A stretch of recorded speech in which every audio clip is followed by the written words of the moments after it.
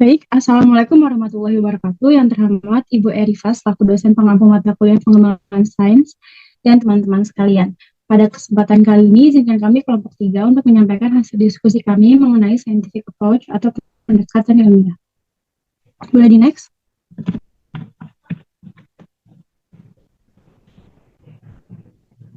Sebelumnya, izinkan saya untuk memperkenalkan anggota kelompok kami. Yang pertama ada Jihan Lutfi Hamidah, Angelis Tiara Tetriana Putri, Awalida Multiningrum, Lailatul Hidayah, dan saya sendiri Siti Syara Putri Maulan.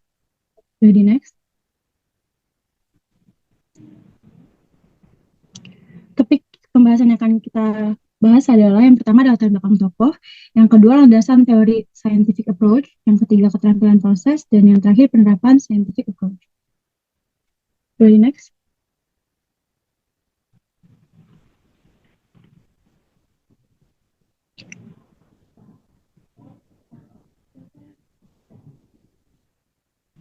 Boleh di next?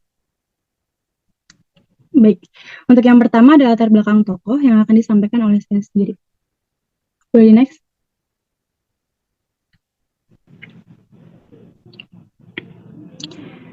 Pembuatan kebijakan PAUD di Indonesia menyadari pentingnya keterampilan proses sains pada anak usia dini. Tercantum pada K13 atau kurikulum 13 tentang pendekatan saintifik atau scientific approach sebagai karakteristik kurikulum PAUD nasional.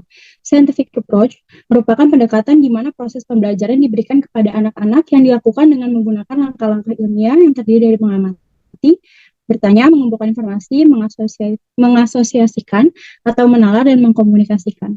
Menurut Huston 1996 dalam Rosalia menyatakan bahwa scientific approach pertama kali dikenalkan di Amerika pada abad 19 akhir sebagai penekanan pada pendekatan laboratorium formalistik yang mengarah pada fakta-fakta ilmiah. Terdapat beberapa tokoh dengan teori yang mendukung scientific approach seperti Piaget dan Vygotsky. Untuk ready next.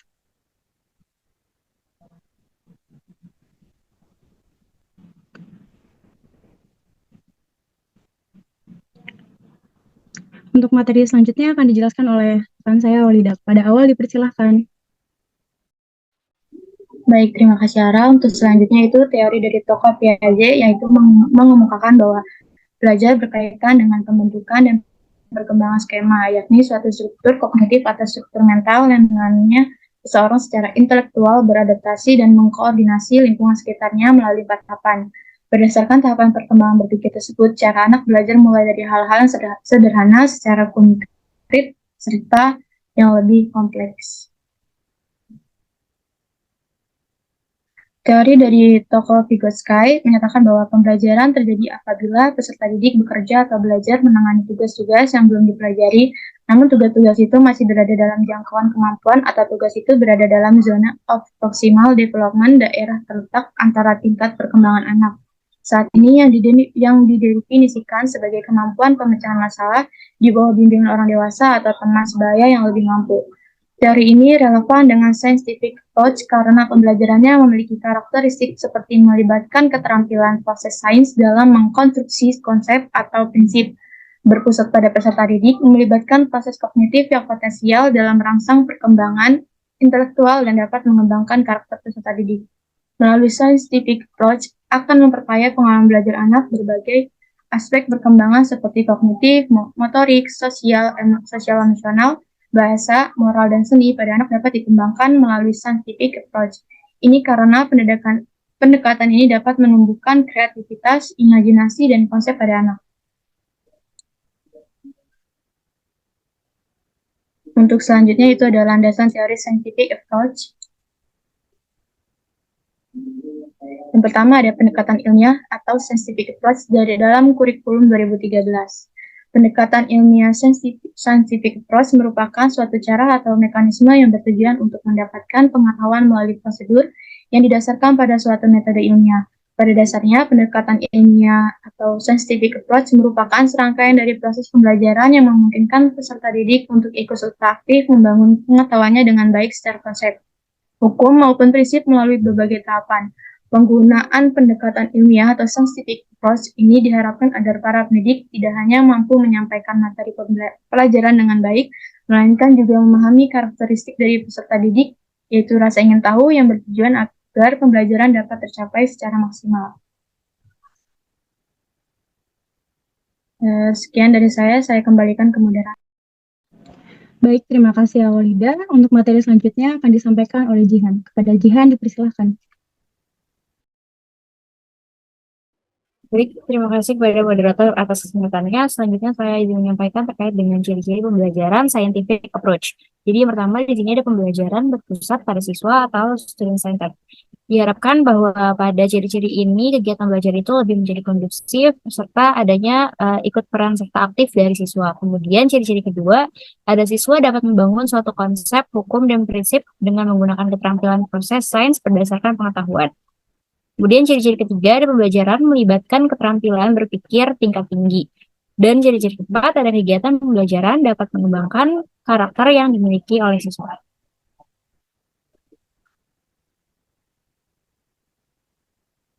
Untuk selanjutnya ada tujuan scientific approach terdiri dari 5 tujuan. Tujuan pertama untuk meningkatkan kemampuan intelektual siswa. Tujuan kedua agar siswa memiliki kemampuan dalam menyelesaikan masalah secara sistematis. Tujuan ketiga untuk menumbuhkan dan meningkatkan rasa keingintahuan siswa. Tujuan keempat di sini ada membiasakan siswa untuk mengkomunikasikan setiap ide mereka, gagasan yang dimiliki, dan hasil karya mereka sendiri. Jadi untuk poin ini diharapkan melalui pendekatan saintifik dapat menghadirkan proses belajar yang dapat memberikan stimulus kepada siswa agar mereka lebih aktif kembali dalam mengikuti kelas. Kemudian tujuan selanjutnya adalah membangun dan mengembangkan karakter yang dimiliki oleh siswa.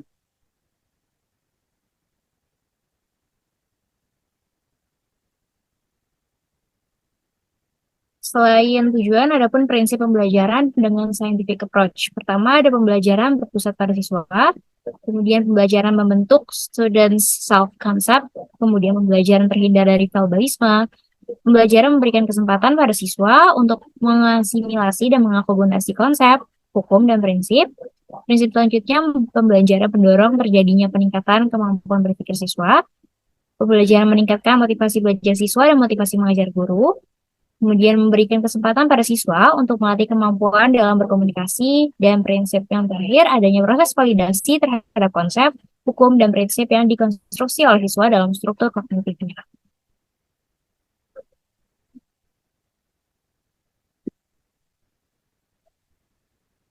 Dalam pendekatan ilmiah atau scientific approach, terdapat kriteria pembelajaran dengan pendekatan dan berdasarkan Permendikbud nomor 65 tahun 2013 mengenai standar proses. Maka ada pun kriterianya sebagai berikut. Pertama, substansi atau materi pembelajaran berbasis kepada fakta atau fenomena yang dapat dijelaskan dengan logika atau penalaran tertentu, bukan hanya sebatas perkiraan, khayalan, legenda, ataupun dongeng semata. Kemudian kriteria selanjutnya penjelasan guru, respons peserta didik, dan interaksi eduktif guru peserta didik terbebas dari prasangka yang serta-merta, kemudian pemikirannya subjektif atau penalaran yang menyimpang dari alur berpikir logis. Yang ketiga, mendorong dan menginspirasi peserta didik berpikir secara kritis, analitis, dan dapat atau tepat dalam mengidentifikasi, memahami, memecahkan masalah, dan mengaplikasikan substansi atau materi pembelajaran. Kemudian yang keempat, mendorong dan menginspirasi peserta didik mampu berpikir hipotetik dalam melihat perbedaan, kesamaan, dan tautan satu dengan yang lain dari substansi atau materi pembelajaran.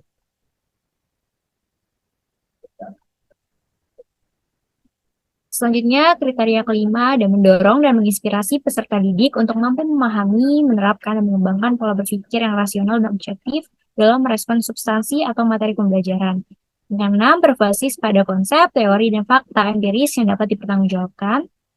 Kriteria ketujuh, tujuan pembelajaran dirumuskan secara sederhana, jelas, dan menarik sistem penyajiannya. Kemudian tujuan kedelapan, proses pembelajaran harus terhindar dari sifat-sifat atau nilai-nilai dan non-ilmiah yang meliputi intuisi, penggunaan akal sehat yang keliru, prasangka, penemuan melalui coba-coba, dan asal berpikir kritis.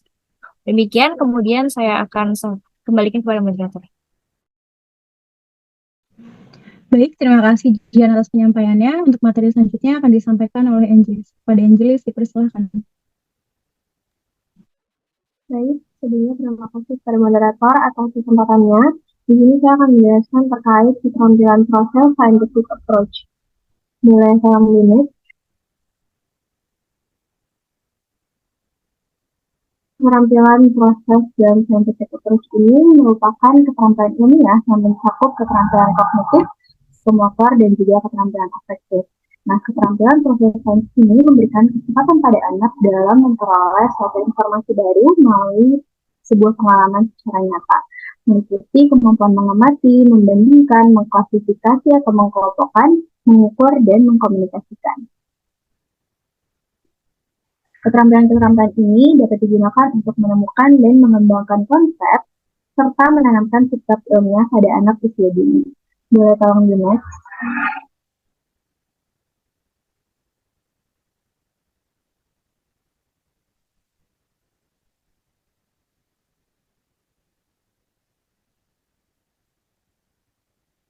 Selanjutnya ada tahapan pendekatan scientific pada pendidikan anak usia dini dalam kurikulum 2013 dari Permendikbud nomor 146 tahun 2014. Nah, pendekatan saintifik ini meliputi kegiatan mengamati, menanya, mengumpulkan informasi, menalar, dan mengkomunikasikan. Jadi, keterampilan mengamati ini keterampilan melihat persamaan dari objek atau benda yang diamati sehingga anak akan memperoleh perbandingan. Keterampilan mengamati ini melibatkan semua panca indera yang menyatakan sifat yang dimiliki oleh suatu benda atau objek. Kemudian dalam keterampilan membandingkan, yakni anak melihat persamaan atau perbedaan dari objek dan benda yang diamati sehingga anak memperoleh perbandingan. Kemudian yang ketiga, keterampilan mengklasifikasikan, yaitu keterampilan anak dalam mengelompokkan benda atau objek berdasarkan sifat yang diamati dan dibandingkannya. Kemudian yang keempat, ada keterampilan mengukur, yaitu keterampilan kemampuan atau keterampilan anak mengukur atau menilai objek dari benda. Kemudian yang terakhir, yang kelima, ada mengumpulkan informasi, yaitu kemampuan anak dalam memprediksi atau memperkirakan suatu kejadian dengan mengkomunikasikannya. Anak akan menyampaikan informasi yang diperoleh dengan mengkomunikasikan hasil pemikirannya tersebut. Boleh tolong Gina? Selanjutnya ada contoh penerapan dari scientific approach dalam pembelajaran sains untuk PAUD dapat dilakukan dengan kegiatan percobaan banjir. Untuk selanjutnya, saya kembalikan kepada moderator. Terima kasih. Baik, terima kasih Angelis. Untuk penjelasan selanjutnya akan disampaikan oleh Laila. Pada Laila, saya persilakan. Baik, terima kasih moderator. Saya akan memaparkan mengenai contoh penerapan scientific approach dalam pembelajaran sains untuk PAUD. Yang pertama itu ada perencanaan pembelajaran. Guru menata lingkungan main dengan menyiapkan ragam main yang akan dipakai pada hari itu, yaitu buku cerita, cuka, baking soda, botol air minum, balon, karet, dan corong. Pembelajaran ini dilakukan dengan model sentra. Yang kedua, kegiatan pembuka. Kegiatan pembuka diawali dengan guru menyapa murid serta menanyakan hari, tanggal, bulan, dan tahun saat itu. Sesudah itu, guru mulai membicarakan mengenai tema hari itu, yaitu mengenai banjir. Penyampaian tema hari itu diterangkan melalui gambar. Guru mulai membangun informasi mengenai tema saat itu. Terlihat anak-anak mengamati penjelasan guru dan memberikan umpan balik dari cerita yang guru sampaikan. Guru bercerita mengenai Pak Reza yang selalu menanam pohon dan membuang sampah pada tempatnya. Guru mulai bercerita tentang seseorang yang membuang sampah sembarang dan ketika hujan rumahnya tergenang oleh air karena air hujan tersumpat oleh banyaknya sampah yang dibuang secara sembarangan. Guru kemudian mengarahkan tata cara permainan saat itu. Anak-anak diminta mengambil batu dan pasir kemudian menatanya pada botol yang telah disediakan. Next.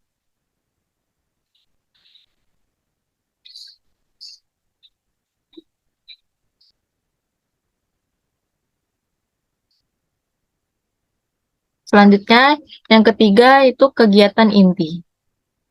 Kegiatan inti, anak-anak dikelompokkan menjadi 4 kelompok. Untuk meningkatkan semangat, guru kemudian melakukan tepuk semangat terlebih dahulu. Anak-anak mulai melakukan percobaan dengan menata batu terlebih dahulu. Sesudah mengambil batu, anak mulai mengambil pasir dan dimasukkan ke dalam wadah. Anak-anak berkomunikasi dengan kelompoknya untuk menentukan seberapa banyak batu dan pasir yang akan dipakai. Sesudah itu, anak menutup lubang wadah dengan tanaman dan wadah lain ditutup dengan plastik sampah. Anak memberikan ornamen rumah-rumahan dan orang pada wadah tersebut. Kemudian, anak-anak mulai menyiramkan air pada wadah tersebut. Anak-anak melihat wadah yang lubangnya ditutup oleh tanaman membuat air lebih mudah turun ke bawah, sedangkan wadah yang lubangnya tertutup oleh plastik sampah membuat air menjadi tergenang, yang kemudian orang-orang dan rumah yang dipakai menjadi tergenang oleh air. Nah, yang terakhir itu kegiatan penutup. Pada kegiatan penutup, guru kembali menanyakan mengenai percobaan yang dilakukan pada waktu itu dan meminta anak mengambil kesimpulan. Anak-anak mengatakan bahwa sampah harus dibuang di tempatnya agar tidak menimbulkan banjir. Sekian yang dapat saya sampaikan, saya kembalikan ke moderator. Baik, terima kasih Laila atas penyampaian materinya. Sekian materi yang dapat kelompok kami sampaikan. Jika ada pertanyaan, bisa disampaikan di kolom chat atau kolom komentar di bawah. Kurang lebihnya mohon maaf. Wassalamualaikum warahmatullahi wabarakatuh.